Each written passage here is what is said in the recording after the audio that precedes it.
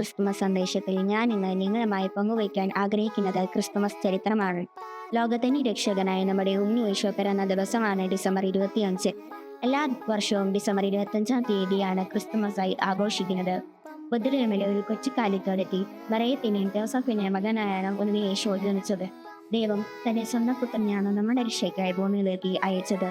അതുകൊണ്ട് തന്നെ ആ പുണ്യദിനത്തിന്റെ ഓർമ്മയ്ക്കായി ഓരോ ക്രിസ്തുമസ് ട്രീകൾ ഒരുക്കിയും പുൽക്കൂട് ഒരുക്കിയും നക്ഷത്രങ്ങൾ തെളിയിച്ചും കേക്ക് മുറിച്ചുമാണ് നമ്മൾ ആഘോഷിക്കുന്നത്. സ്നേഹത്തിനെയും സമാധാനത്തിനും നന്മയുടെയും സന്ദേശം പകർന്നുകൊണ്ടാണ് ഓരോ ക്രിസ്തുമസും കടന്നു വരുന്നത്.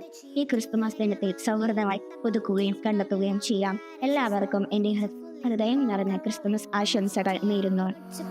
From everywhere, feel in the air. Oh, how they pound race in the sun.